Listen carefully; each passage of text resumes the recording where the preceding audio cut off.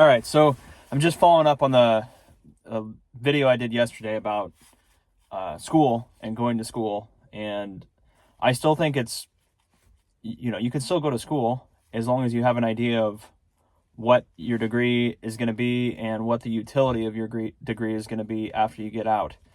My main point was if you just go to school just for kind of checking the box or going through the motions, that you're likely not going to have a very good outcome because you're going to end up with quite a bit of debt and not necessarily a much better paying job than a job that you could get without going to college.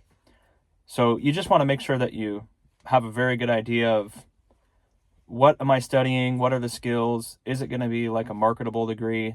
Am I going to be able to have like a good paying job out of this most likely? Now, technology is changing pretty quickly. So, 4 to 5 years from now, what you studied might not be as good as it was 4 to 5 years ago because technology is changing very quickly. But if you get a pretty good degree, then, if you study what jobs you can get out of it and the type of pay you're going to get, then it could be a good use of your time and money.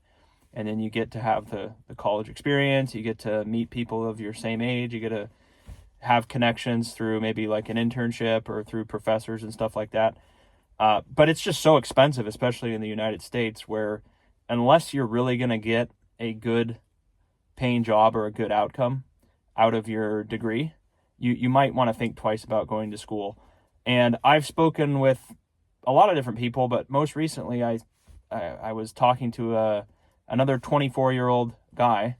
I'm not 24, but this guy was 24 years old. He studied graphic design, and he said he couldn't get a job. He graduated from college. He has debt. He obviously picked a major that is graphic design is like, kind of sink or swim.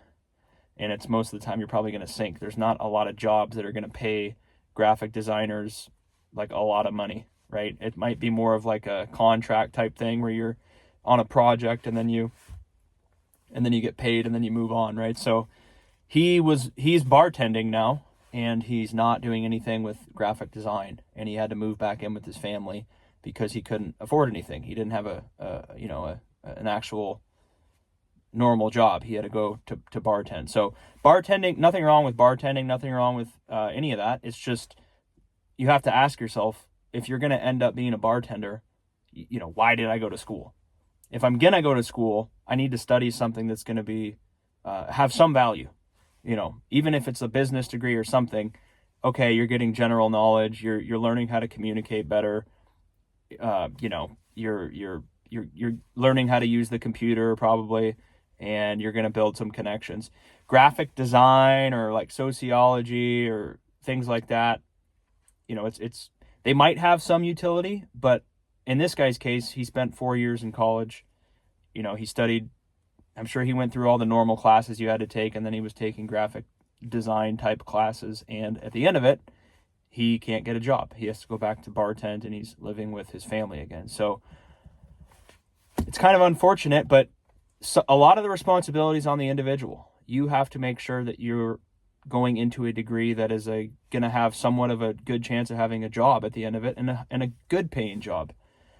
Some of the responsibilities on the school. The school isn't held to any standard. There's a problem with a lot of these schools because they offer degrees that have no real utility. And the school is fine offering it because the student is paying the tuition, or they have a loan and they're paying the tuition. So the school doesn't really necessarily care if this guy gets a job or if he gets a high paying job or if he's a bartender. They don't care as long as they get their tuition money. So that's sort of the problem with the schooling system here, is the schools are incentivized to offer a bunch of different degrees, and a lot of the degrees have no real utility, right? Even people that end up going to school and they do fine and they get a degree in like a pretty good field, a lot of those people aren't even having jobs in the fields in which they majored in. So a lot of it's on the student, on the individual. But again, 17, 18, 19-year-old kids, it's going to be hard for them to make a good decision. So they end up doing what they think they like, and that ends up not being a marketable degree.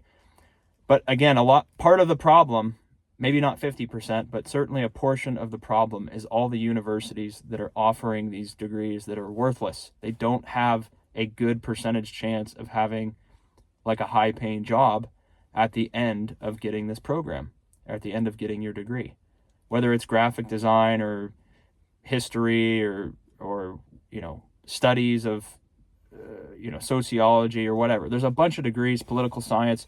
There's a lot of degrees that just have no real value, and you're going to be struggling, once you get your degree, to actually find a job that pays well. And you have 40, 50, 60, 80, $100,000 in debt. So the schools need to stop offering these degrees, but they're not going to. If students keep paying for these worthless degrees, then the schools will offer them.